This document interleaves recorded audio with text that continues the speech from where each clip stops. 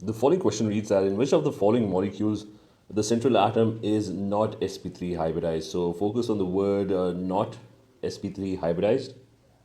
Now, first, briefly, I'm going to explain to you what sp3 hybridization is. It is when an s, a px, and a py, and a pz orbital, all having electrons in them, they change shape and they form hybrid orbitals, which are known as sp3 hybrid orbitals. So, all of them, they end up changing shape mainly during bonding because of the attraction or repulsion of electrons or the nuclei of the other atom.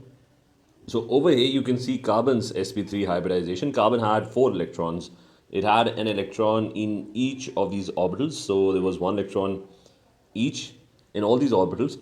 And what happened with carbon was that it bonded, if it bonds with 4 atoms, 4 hydrogen atoms, then all these orbitals, one orbital gets pulled in one direction. So the other electron gets pulled in another direction, the third electron gets pulled. So all the orbitals, all the 4 orbitals, they get pulled in different directions by the hydrogen nuclei, which are trying to bond with it, which are trying to gain these electrons in each of the orbitals. And the shape changes. It becomes a tetrahedral shape. And the angles are going to be 109.5 degrees. So they don't look like an S or a PX or a PY or a PZ orbital now. They have a very particular shape which is known as an sp3 hybrid orbital. So this is what's happening with carbon, and pretty much the same would happen with NF3, but the only issue with NF3 would be that you have nitrogen. Now, when you have nitrogen, what happens is nitrogen's electronic configuration is that the S is full. S already has 2 electrons, so S would not be involved in bonding. So one of the hybrid orbital would be completely filled. The other ones would have just 1 electron in them, but they would all change shape. Now N is bonded with 3 fluorine, so instead of this hydrogen, there's going to be fluorine atoms trying to. So let's turn these atoms into fluorine. And on the other side, there is no atom, but there's a lone pair. So there's one orbital which is full, which has 2 electrons. So there would be 2 electrons over here. And the other orbitals, one of them getting pulled to fluorine, the other one getting pulled to fluorine, the third one getting pulled to fluorine.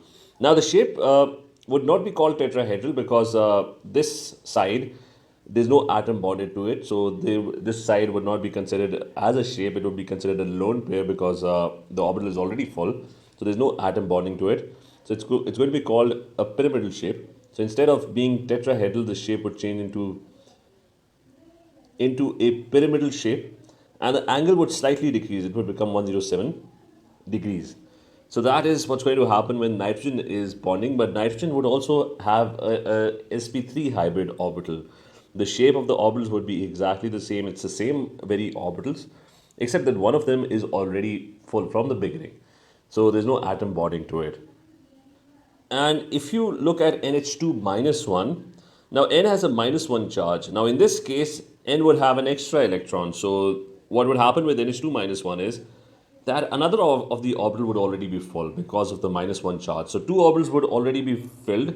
So two of the hybrid orbitals would be full from the beginning. So let's get rid of this atom as well. So there would be 2 lone pairs.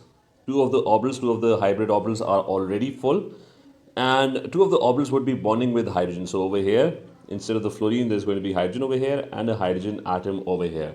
This molecule would be a bent-shaped molecule because the lone pairs, two of the orbitals are completely full from the beginning. N is minus 1. So this was already full for nitrogen. This is now full because of the minus 1 charge. Hydrogen is bonding with two of the orbitals. So hydrogen is bonding with two of the orbitals, and they are going to have a bent shape. So instead of having a pyramidal shape, now nitrogen is going to have a bent shape. And because the lone pairs exert a much greater amount of repulsion, the angle would slightly, between these hydrogen atoms, the angle would slightly decrease. And it would decrease to 104.5 degrees. But the hybridization would be exactly the same. It's the same orbitals, but they are filled in a different way. So the first three are all sp3 hybridized orbitals. That would leave us with not being by default, it should be D. So now let's quickly talk about Sn's bonding, how it's going to bond, how its orbitals are going to bond. Sn over here is a group 4 element. Group 4 elements, remember every group 4 element has the electronic configuration of S2 and P2, which means that the Px, Py, and pz. There's one and one electron, and there's no electron over here. If there's no electron, then this orbital doesn't even exist.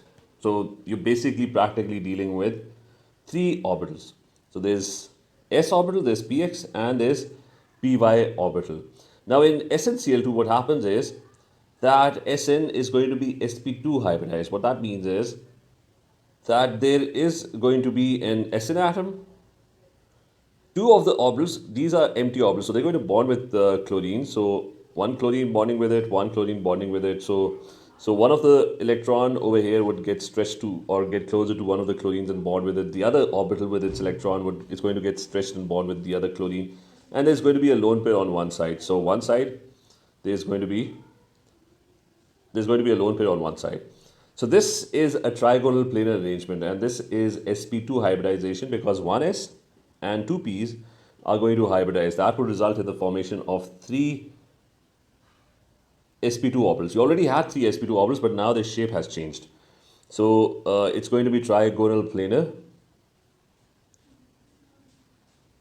and the angles would be approximately 120 degrees. So just three bonds are all repelling each other, so it's going to be fan shaped.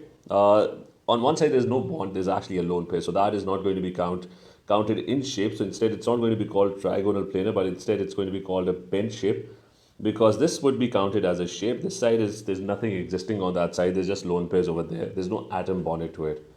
So this is how SnCl2 would look, and it's going to be sp2 hybridized. 1s and 2 of the p orbitals are going to change shape, forming 3 sp2 orbitals.